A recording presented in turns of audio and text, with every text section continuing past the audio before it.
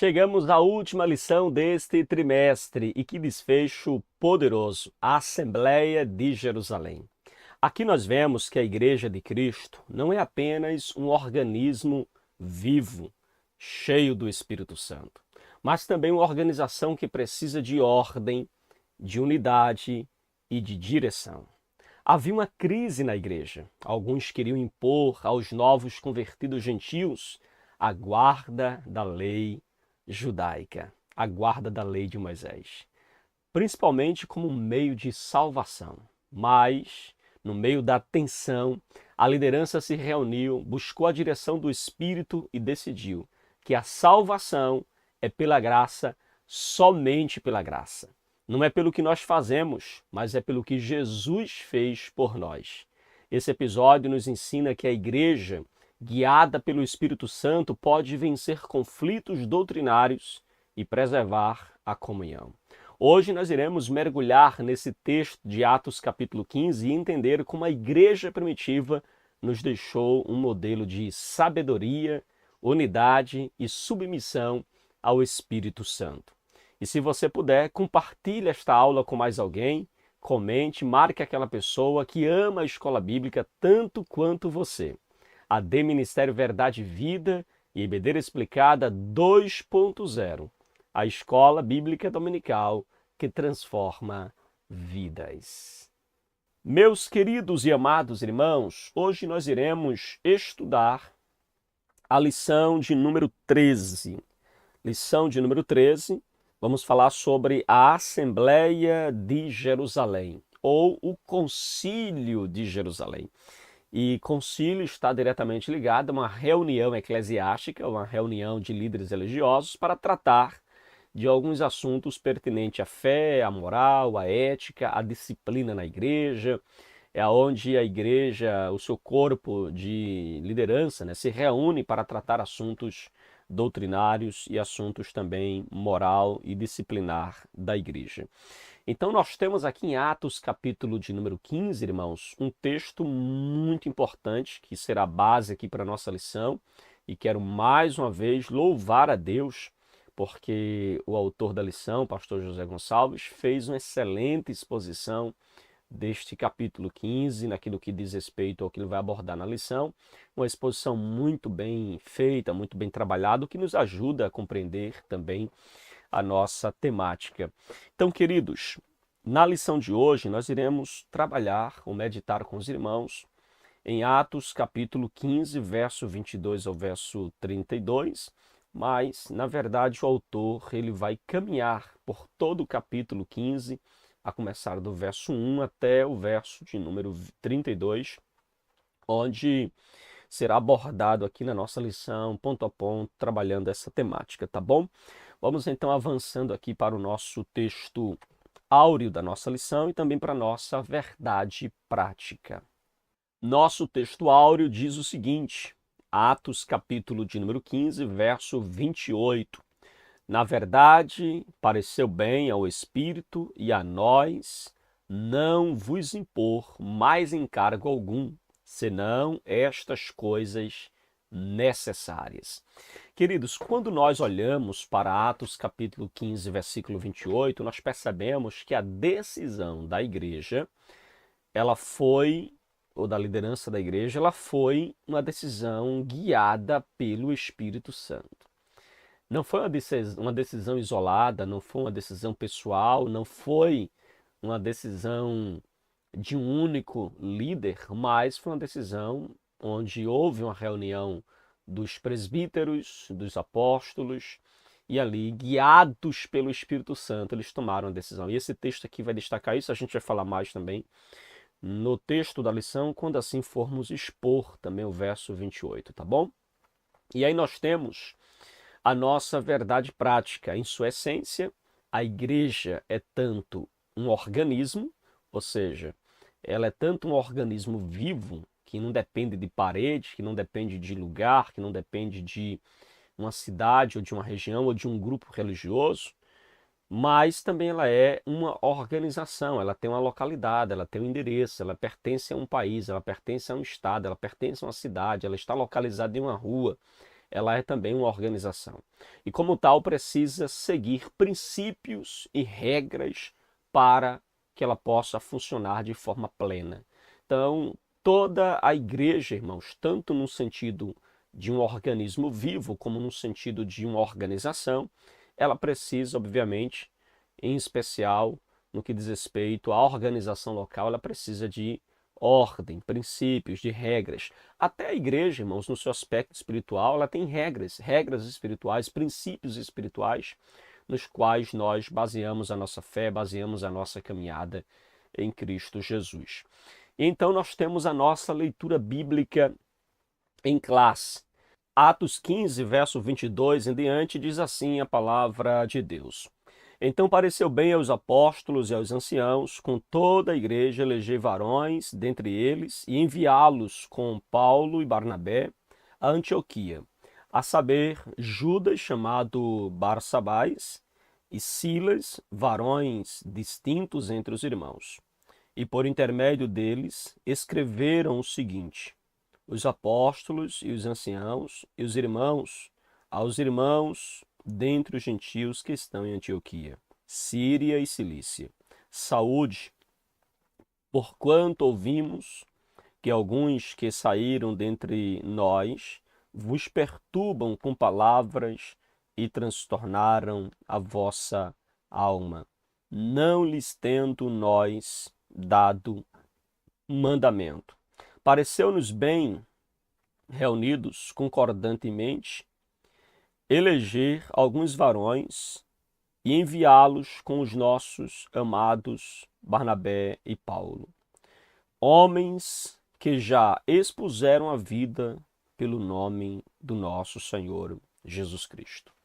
Enviamos, portanto, Judas e Silas, os quais de boca vos anunciaram também o mesmo. O verso de número 28 diz assim: na verdade, pareceu bem ao Espírito Santo e a nós não vos impor mais encargo algum, senão estas coisas necessárias, que vos abstenhais das coisas sacrificadas aos ídolos, e do sangue, e da carne sufocada, e da fornicação.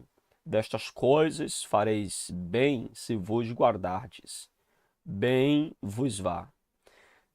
Tendo-se eles então despedido, partiram para Antioquia e, ajuntando a multidão, entregaram a carta.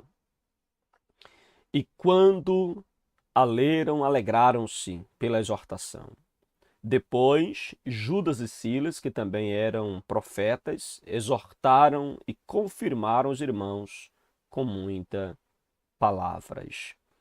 Aqui nós temos, queridos, a nossa leitura bíblica em classe, que é um resumo daquilo que foi o concílio em Jerusalém, daquilo que foi a Assembleia em Jerusalém. Então, queridos, nós temos aqui os objetivos também da nossa lição de hoje. Nós temos 3 objetivos. Primeiro, mostrar o contexto e os motivos que levaram à controvérsia sobre a salvação dos gentios. Em segundo lugar, relatar os argumentos apresentados pelos apóstolos, especialmente por Pedro e Tiago, sobre a inclusão dos gentios na igreja. E por fim, nós iremos então meditar sobre o terceiro objetivo da nossa lição, é reconhecer a importância da direção do Espírito Santo na resolução dos conflitos e na preservação da unidade da igreja. Então esta lição vai cobrir aí esses 3 objetivos.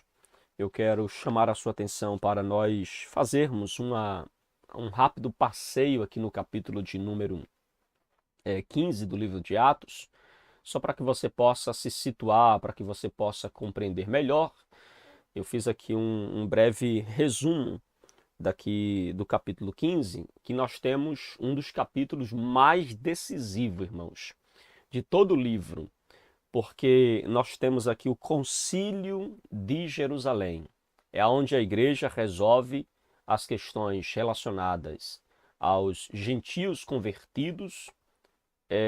Então nós temos aqui aqueles que eles se voltaram para Jesus ou confessaram a Jesus como seu Senhor. E o capítulo começa relatando exatamente que alguns homens vindo da Judéia, eles ensinavam ali em Antioquia que era necessário praticar a circuncisão para poder serem salvos. E eles pregavam isso exatamente para os irmãos gentios. E isso, irmão, gerou uma grande discussão. Paulo e Barnabé tentaram argumentar com eles acerca deste ensino e perceberam que não iriam chegar a lugar algum, então o assunto foi remetido à igreja que está em Jerusalém. No caminho, diz a Bíblia, que eles passaram pela Fenícia, passaram por Samaria, também compartilhando ali as conversões dos gentios, o que trouxe muita alegria a todos os irmãos. E ao chegar em Jerusalém, eles relatam tudo que Deus havia feito, que Deus havia realizado, mas a Bíblia diz que alguns dos partidos dos fariseus, que estavam agora na fé cristã, estavam na fé em Jesus, mas eles ainda estavam apegados à lei de Moisés, aos rituais da lei de Moisés. E aí nós temos eles insistindo, irmãos, para que aqueles gentios convertidos, eles então fossem circuncidados. E por isso que eles vão insistir que os gentios convertidos deveriam ser circuncidados, deveriam observar a lei como um meio de salvação.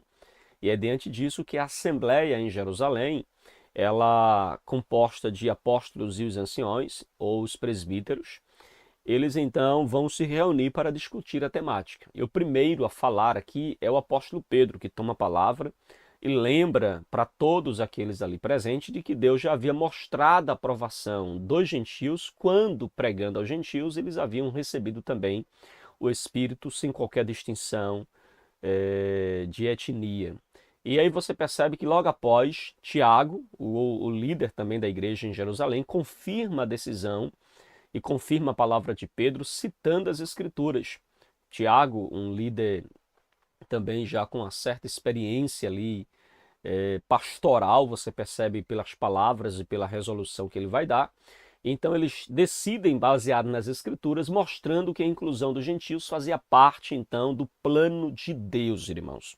E aí nós temos a clara decisão da igreja: não impor circuncisão aos gentios, mas apenas recomendar aos gentios algumas práticas.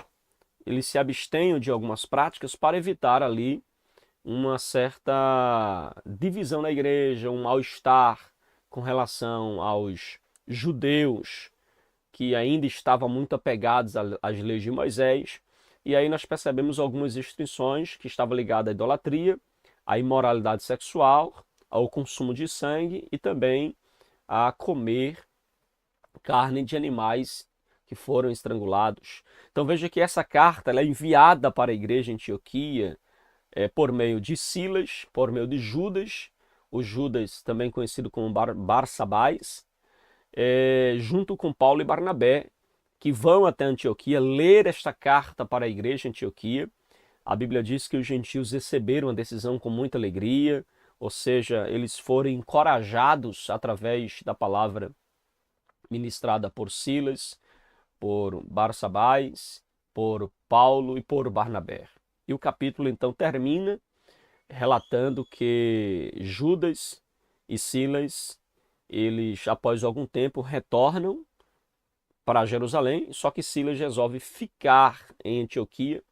E aí nós temos Paulo e Barnabé sendo enviados mais uma vez ao campo missionário, e eles se dividem e Barnabé segue com João Marcos e Paulo vai seguir viagem com Silas. E aí encerra o capítulo de número 15 do livro de Atos. Esse é um resumo para você entender o que está acontecendo aqui no capítulo de número 15. E aí nós temos então, irmãos, a nossa lição de hoje, já adentrando aqui para a nossa introdução, onde veremos como a igreja ela agiu para resolver seus conflitos de natureza doutrinária. Aqui nós temos a igreja ela resolvendo seus conflitos de origem doutrinária, E nós temos aí um grupo de fariseus convertidos, mas que estavam ainda extremamente apegados à lei de Moisés, com muita dificuldade de receber os irmãos gentios, a não ser que estes passassem pela circuncisão. E no entendimento dos apóstolos, a gente percebe que atender este pedido dos fariseus convertidos, de que os gentios precisavam passar pela circuncisão e precisavam obedecer à lei de Moisés para que fossem salvos, nós percebemos que a compreensão dos apóstolos vai na contramão desta ideia. E eles pregam e enfatizam a salvação unicamente pela graça. Então é inaceitável qualquer que seja o complemento para a salvação realizada pelo homem, como se a obra de Jesus ela fosse insuficiente. E aí nós temos o nosso primeiro ponto da nossa lição, que é a questão doutrinária, o relatório missionário. Aqui, sobre a questão doutrinária, nós temos então o nosso subponto, o relatório missionário. Depois que Paulo e Barnabé voltou da viagem missionária, eles relatam para a igreja em Antioquia tudo aquilo que Deus havia feito entre os gentios, as conversões, as salvações, as curas, os milagres, a forma como eles receberam o evangelho. E quando eles trazem esses relatórios, obviamente despertou nos judeus que faziam outrora parte dos grupos dos fariseus e agora estavam convertidos, mas ainda não largaram a lei de Moisés com seu rigor ou não abraçaram a salvação pela graça em Cristo, mas ainda uma salvação baseada em obras, eles se chocaram. E aí a gente percebe que o relatório sobre a primeira viagem missionária, que foi uma viagem tanto, a obra foi feita, o trabalho foi feito, a pregação do evangelho foi realizada, muitas vidas vieram para o evangelho. Só que aí o relatório deixa implícito que a salvação dos gentios ocorreram não por seguir as regras judaicas, não pela circuncisão, mas pela graça de Deus, sem qualquer exigência da lei. Como, por exemplo, a questão da circuncisão. E aí, tanto Paulo quanto Barnabé, irmãos, viam a ação de Deus manifestada na vida dos gentios por meio de milagres, por meio de sinais. E eles, inclusive, entendiam que esses milagres e sinais, o descer do Espírito Santo e a conversão dos gentios, era um sinal claro e evidente de que a fé em Cristo Jesus não exige a salvação em Cristo Jesus não exige daqueles que professam a fé em Jesus nenhuma obra para a salvação. E aí Paulo vai deixar isso muito claro, como diz o nosso autor, como um sinal da sua aprovação, demonstrando que nenhuma outra exigência além da fé era necessária para a salvação. Em outras palavras, a salvação é um dom gratuito de Deus, concedido inteiramente pela sua graça. Repito, inteiramente pela sua graça. Porque, irmãos, dentro de muitos redutos evangélicos e cristãos, ainda se é dado ênfase a uma teologia pelagiana ou semi-pelagiana, onde a ênfase está nas obras que o homem pode fazer para a salvação. E esta era a compreensão, inclusive, desse grupo dos partidos dos fariseus que haviam se convertido ao cristianismo. E aí nós percebemos um certo legalismo judaizante presente ainda na igreja em Antioquia, por parte dos judeus convertidos, principalmente daqueles que faziam parte do partido dos fariseus e agora convertido ao evangelho. Então Lucas mostra que um grupo de judaizantes, ele se sente extremamente incomodados com o relatório de Paulo e Barnabé. E esse grupo, composto por fariseus supostamente convertidos à fé, porque ainda deixam sinais de que eles estavam mais no judaísmo do que na fé em Cristo Jesus. Então ele se opôs ao ingresso dos gentios, sem que estes passassem pela circuncisão como meio de salvação. E por isso que Atos, capítulo de número 15, verso de número 1, vai dizer: alguns indivíduos que foram da Judéia para Antioquia ensinavam aos irmãos, se vocês não forem circuncidados segundo o costume de Moisés, não podem ser salvos. Olha aí, irmãos. É muito forte isso aqui, porque eles pregam, esses judeus, judaizantes, eles pregam literalmente a salvação por meio da prática da circuncisão. É muito interessante esse versículo de número 1, porque eles dizem que eles precisavam ser circuncidados para serem salvos. A circuncisão, irmãos, se tratava então de cortar, né, em volta. A palavra circuncisão significa cortar em volta o prepúcio do órgão masculino.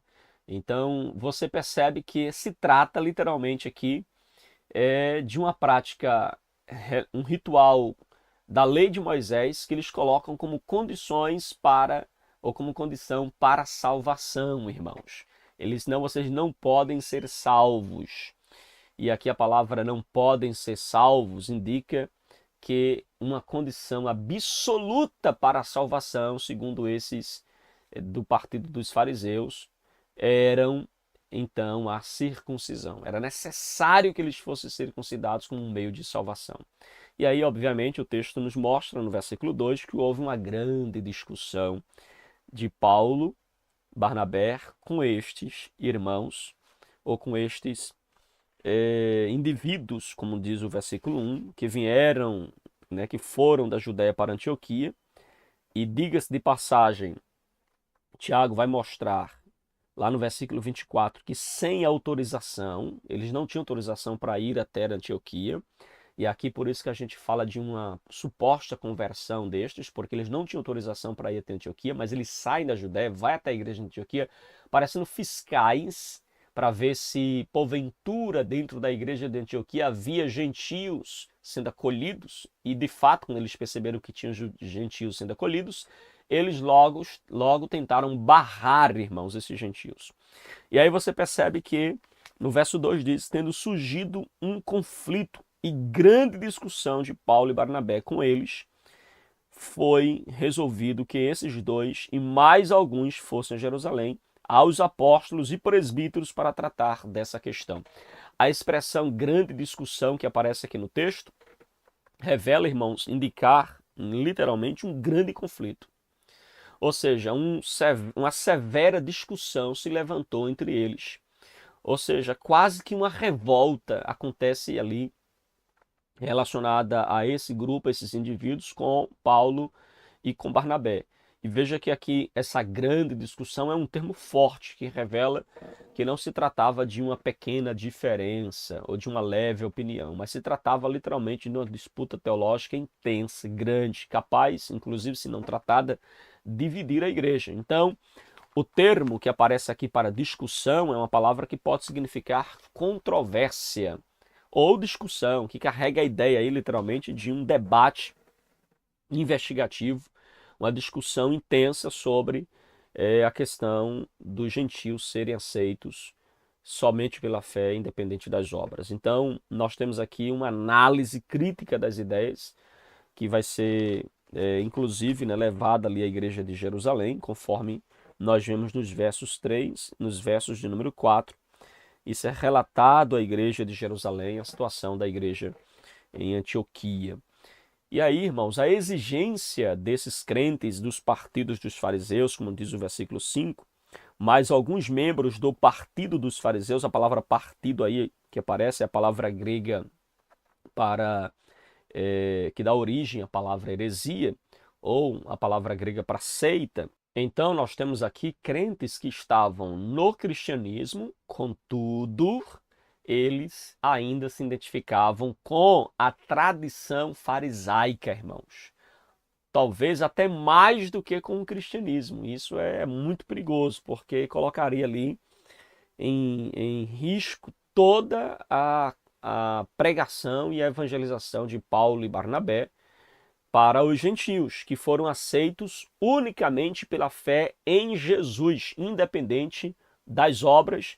E detalhe, você percebe, irmãos, que os judeus também aceitos por Jesus, assim como os gentios foram aceitos pela fé e não pelas obras dos judeus, entende? Não pelas obras de observância, ou de guardar a lei de Moisés. A palavra guardar aqui literalmente significa guardar com vigilância, indicando uma observância rigorosa, uma observância constante da lei.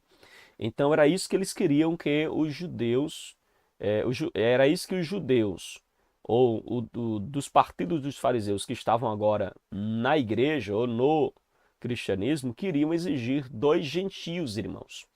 E aí você percebe claramente que essa questão foi levada, né, para a igreja em Jerusalém para que pudesse então resolver essa questão levantada pelos esses indivíduos que não tinham autorização, mas que foram da Judéia até a igreja de Antioquia e perturbavam literalmente a igreja, como diz o próprio Tiago. Eles perturbavam literalmente a igreja.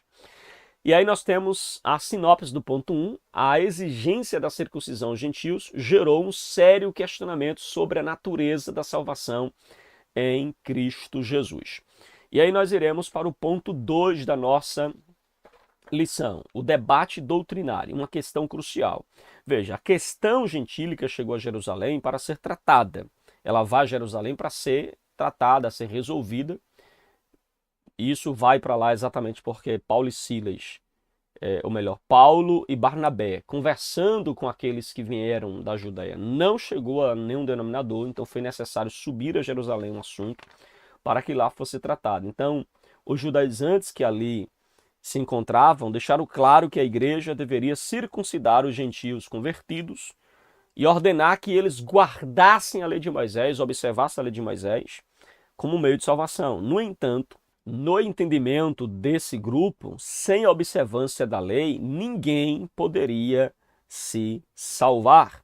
E Pedro é o primeiro a tomar a palavra. Pedro então vai expor do porquê que os gentios não precisavam passar pela circuncisão. E aí você vê então que Pedro vai trazer para a gente aqui uma bela explicação, irmão, sobre essa questão, a partir inclusive daquilo que ele teve como experiência entre os gentios, no caso dele com Cornélio, lá em Atos capítulo de número 10. E aí a Bíblia diz, no versículo de número 6, a Bíblia diz o seguinte: então os apóstolos e os presbíteros reuniram-se para examinar. A palavra examinar aqui é uma palavra que significa ou sugere a ideia de que vai muito além de uma questão administrativa e sugere então a ideia, irmãos, de uma análise profunda, cuidadosa, uma análise atenciosa. Poderia ser traduzida essa palavra aqui, examinar, por uma investigação detalhada. Então é isso que eles vão fazer, uma investigação detalhada sobre aquela questão para tomar uma decisão, indicando que os apóstolos, irmãos, e os presbíteros levaram muito a sério esse questionamento. Eles não trataram como uma coisa secundária, mas trataram com muita seriedade este assunto. E por isso você percebe aqui no texto, claramente, esse exame, como diz o versículo de número 6. Os presbíteros se reuniram para examinar a questão. Verso 7. Havendo grande debate, Pedro tomou a palavra e disse.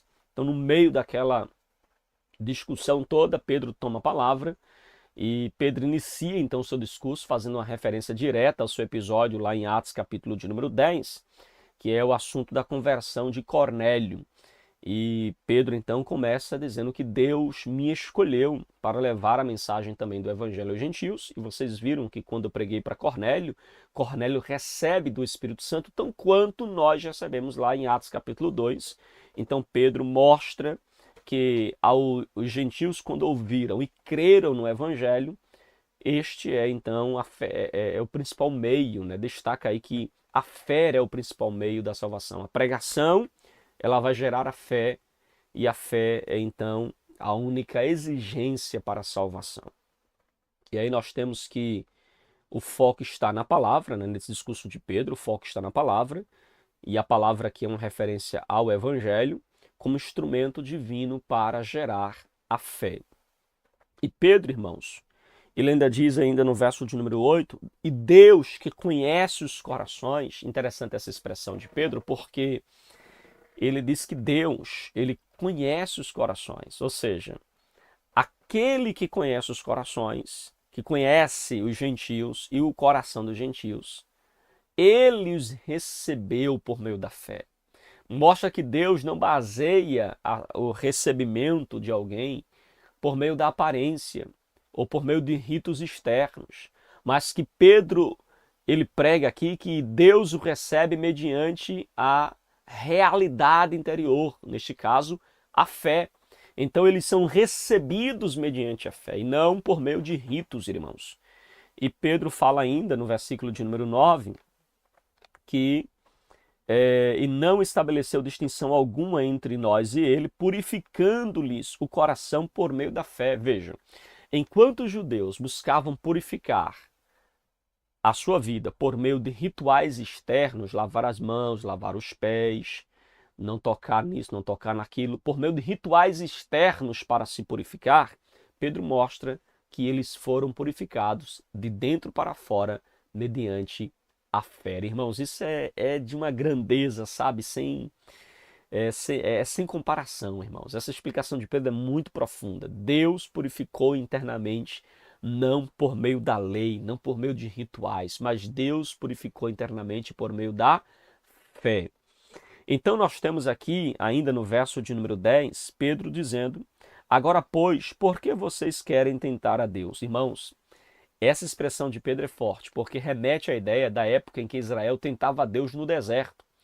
Por que vocês querem tentar a Deus? Em outras palavras, Pedro está dizendo o seguinte: olha, exigir dos gentios que eles sejam circuncidados como um meio de salvação, isto é um desafio à graça de Deus. Isso é tentar a Deus, é você declarar para Deus que o sacrifício de Jesus na cruz do Calvário não foi suficiente. Então Pedro ele dá um checkmate aqui com esse argumento, irmãos, muito profundo, né, mostrando que ao tentar impor aos judeus, ao tentar impor aos gentios que eles precisavam se circuncidar para serem salvos, eles estavam tentando a Deus, eles estavam desafiando a graça de Deus.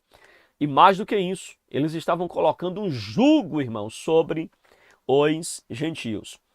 Olha aí, pondo sobre o pescoço dos discípulos um jugo que nem os nossos pais puderam suportar, nem nós. Olha o que Pedro diz: nossos pais não suportaram os jugos, nós também não suportamos, e agora nós queremos colocar esse jugo sobre os gentios. Isso é um empecilho para a fé deles. A palavra jugo aqui remete diretamente à ideia de um jugo opressor, ou seja, traz aqui a ideia de um sistema pesado, um sistema insuportável como meio para a salvação. E aí Pedro, ele desfaz essa ideia. E aí nós temos o versículo de número 11. Mas cremos que somos salvos pela graça do Senhor Jesus, assim como eles. Meus irmãos, este versículo aqui é muito importante, porque olha, salvos pela graça, diz Pedro, do mesmo modo que eles. O que é que Pedro está dizendo, irmãos? Pedro aqui inverte a lógica. Ele diz, olha, não são os gentios que precisam ser como nós judeus para serem salvos, mas é nós judeus que precisamos agir da mesma forma dos gentios, ou seja, pela fé em Cristo, para sermos salvos. Então veja que Pedro ele inverte o argumento. Ele diz, não é fazer os gentios serem judeus, mas é nós, pela fé em Jesus, como eles pela fé em Jesus são salvos. Entende? Então, o verbo salvação que aparece aqui, né, somos salvos, a expressão somos salvos, ou salvação, aqui nesse texto, inclusive, está no modo passivo, que mostra que a salvação não é algo praticado pelos homens, não é nós ativamente nos salvando, mas é Deus que nos salva. E aí, mais uma vez, o argumento de Pedro contra a ideia dos partidos dos fariseus de que a salvação era obtida por meio da circuncisão. E Pedro mostra que nós, no que diz respeito à salvação, nós somos passivos. É Deus quem opera a salvação em nós. Amém? Ela é recebida e não conquistada. Compreende? Ok, tranquilo? E aqui nós temos então esta porção da lição, né, que fala sobre a experiência de Pedro também na fé dos gentios, que é o segundo subponto. E nós temos o último ponto, que é a fundamentação profética da fé gentílica. Aqui nós temos o argumento trazido por Tiago sobre o recebimento dos irmãos gentios. E aí nós temos no versículo 12 que toda a multidão silenciou. A expressão silenciou aqui no texto mostra que toda a multidão ficou reverente diante do argumento de Pedro e diante agora do testemunho de Barnabé e de Paulo, e também, né, sobre os sinais e prodígios que aconteceram por mão de Paulo e Barnabé na vida dos gentios. E aí nós temos o versículo 13, depois que eles terminaram, Tiago tomou a palavra e disse. Aí nós temos o argumento agora de Tiago, irmãos, que está do verso de número 13 até o verso de número 21. E o que é que Tiago ele vai falar? Tiago, irmãos, vai contar aqui com uma experiência pastoral. Tiago ele vai também apontar para as profecias, porque ele diz aí no versículo de número 13. Depois, versículo 14, Simão acaba de relatar como primeiramente Deus visitou os gentios a fim de constituir entre eles um povo para o seu nome. Com isso concordam as palavras dos profetas. E aí ele vai fazer uma citação de Amós, capítulo 9, verso 11, verso de número 12, para sustentar o que ele está dizendo. E aí a gente percebe que no diálogo ali do concílio, da Assembleia em Jerusalém, você percebe eles falando sobre fatos, testemunhos vivos de transformação de vidas e como eles receberam o Espírito Santo, receberam os dons espirituais.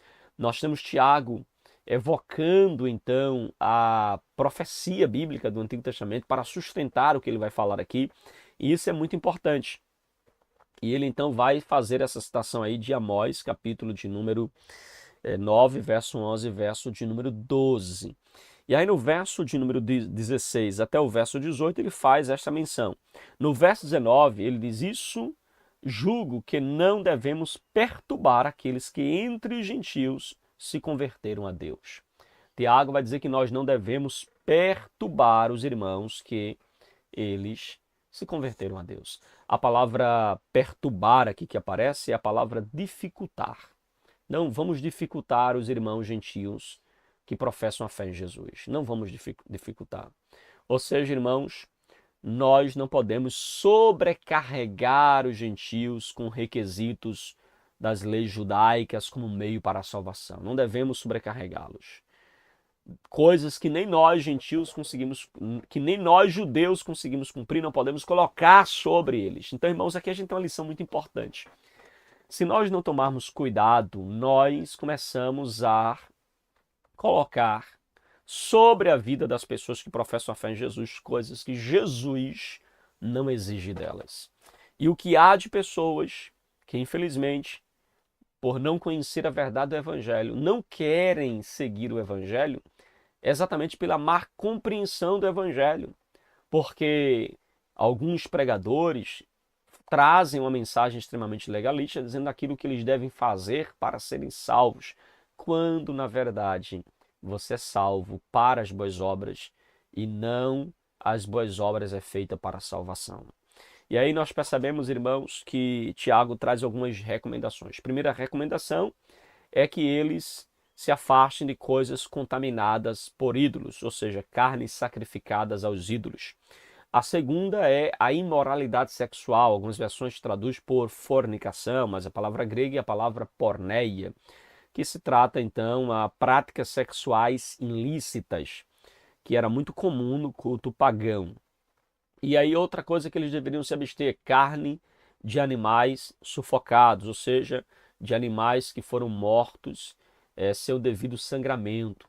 E aí era algo também extremamente proibido na lei de Moisés, e Tiago pede que eles sigam isso para evitar, de repente, um escândalo entre os irmãos judeus que estavam ainda muito apegados a este ritual da lei de Moisés.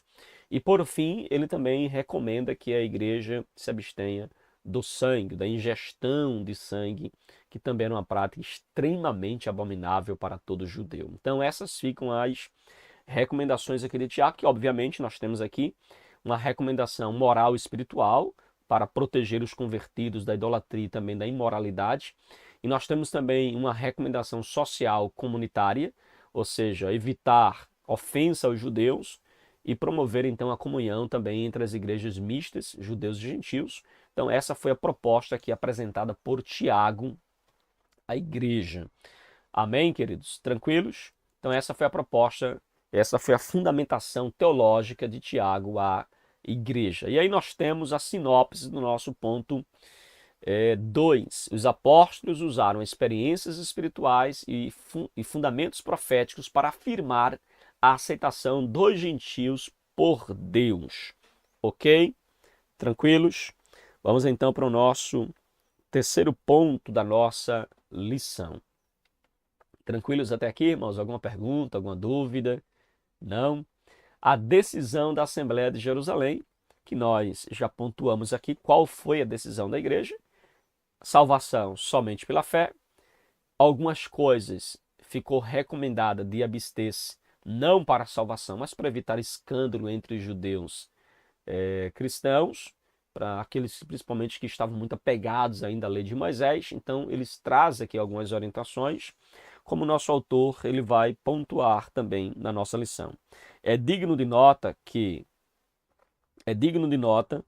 o papel atribuído ao Espírito Santo, porque o verso de número 28 da nossa lição faz menção de que o Espírito Santo também estava atuando na vida dos apóstolos nessas decisões. Olha o que diz o verso 28. Pois pareceu bem ao Espírito Santo e a nós não impor a vocês maior encargo além destas coisas essenciais, que já foi mencionada, não é?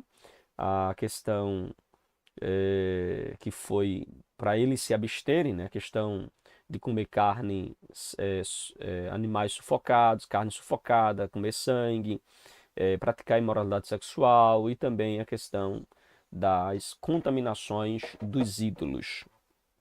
Ok?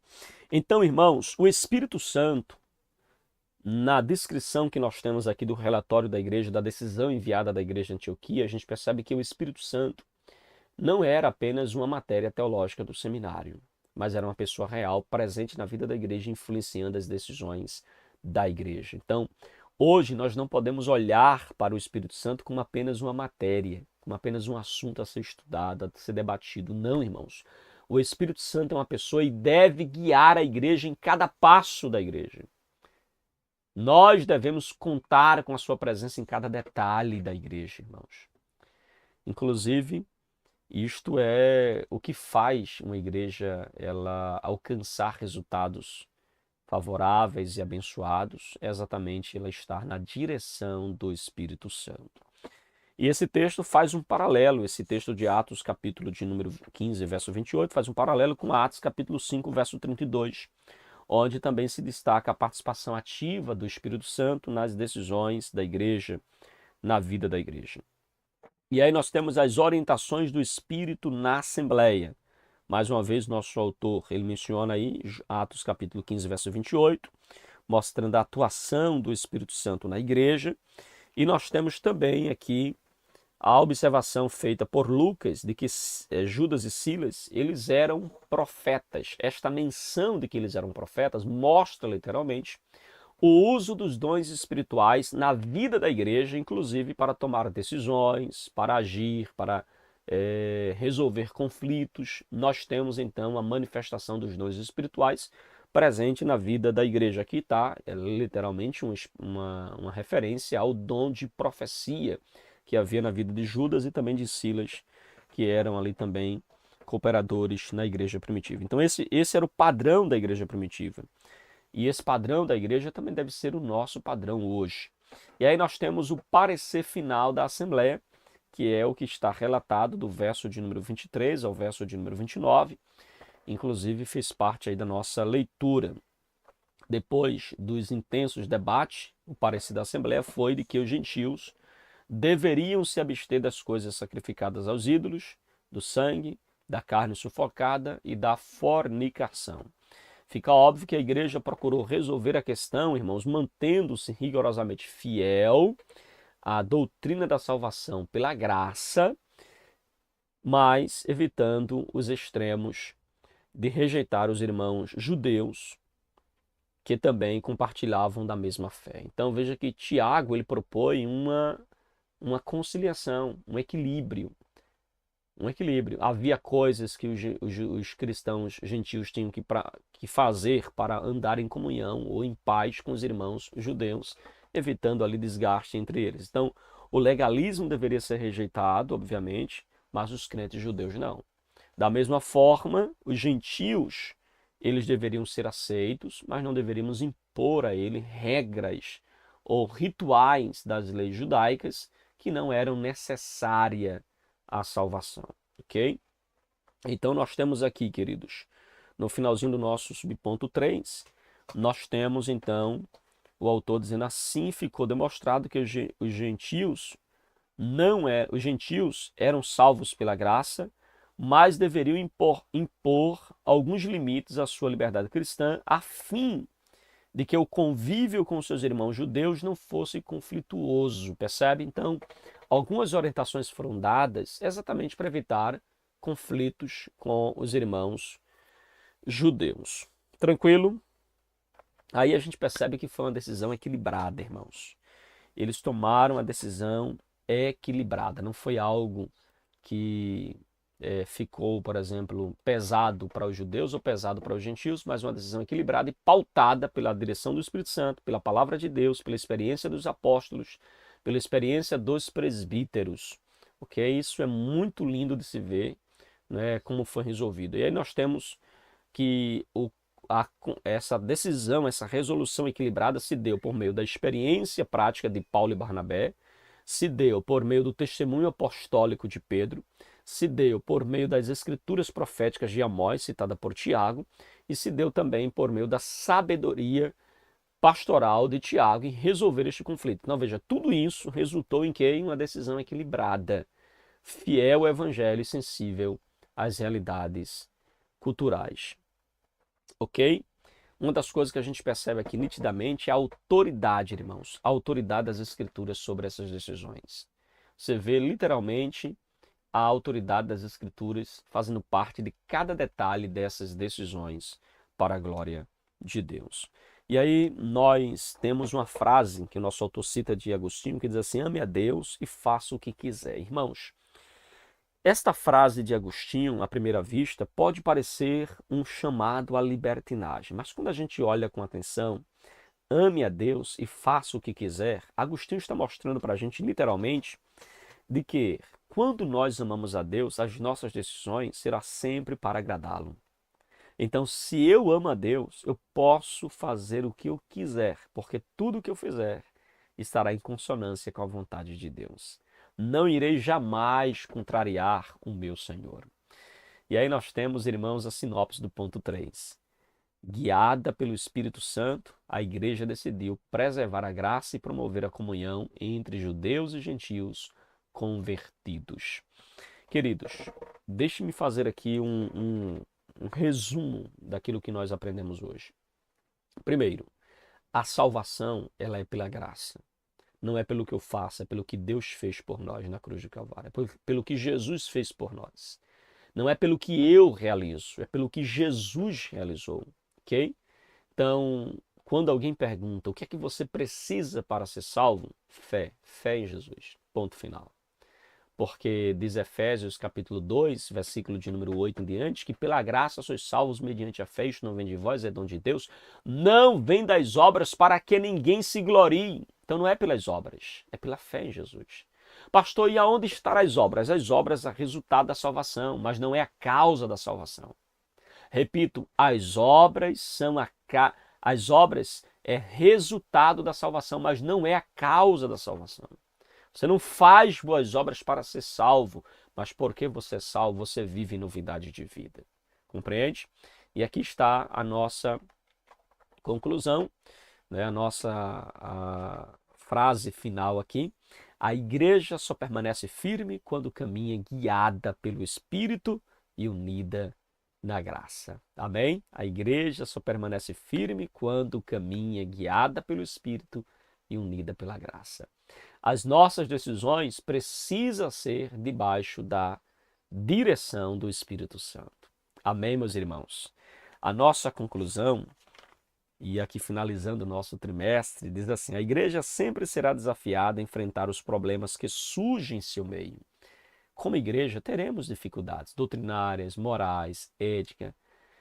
Vamos ter dificuldades, mas precisamos resolver com sabedoria. No capítulo 6 de Atos, nós vimos ali um conflito de natureza social, provocando, né, ou seja, provocado ali por reclamações dos crentes helenistas, hebreus de fala grega. E aqui nós temos um problema de natureza doutrinária, queridos. Uma questão milandrosa que requeria muita habilidade por parte da liderança da igreja para resolver esta questão. E graças a Deus que essa decisão, esse conflito ele foi resolvido com uma decisão muito sábia por parte da igreja, orientada pelo Espírito Santo, que toma a decisão certa, uma decisão equilibrada, e a unidade da igreja ela foi preservada e o nome do nosso Deus foi glorificado. Amém, queridos? Então nós finalizamos aqui a nossa lição de hoje. Finalizamos também o nosso trimestre. Quero louvar a Deus por você ter ficado conosco, não apenas hoje, mas você que acompanhou durante todo este trimestre da nossa aula, da nossa escola bíblica. E eu quero louvar a Deus por você. Amém? Que Deus abençoe sua vida, que Deus abençoe sua casa. Nós ficamos por aqui. Meus queridos e amados irmãos, chegamos ao finalzinho então de mais uma aula aqui do seu canal EBD Explicada 2.0. Muito obrigado pelo carinho da sua audiência, que Deus continue abençoando você. Muito obrigado por acompanhar aqui o nosso canal durante todo esse trimestre e vamos juntos, seguindo avante para o nosso próximo trimestre, falando sobre o corpo, alma e espírito. Uma lição muito importante, muito rica também para o nosso crescimento espiritual. E não vejo a hora de já estarmos aí adentrando nessa lição. Na próxima semana estaremos juntos e eu quero contar com a sua presença, comentando, compartilhando, curtindo, tá bom? A nossa aula aqui para a glória de Deus. Amém, meus irmãos? Que Deus abençoe você. Muito obrigado. Que Deus abençoe sua vida em nome de Jesus. E até a nossa próxima aula aqui do seu canal EBD Explicada 2.0.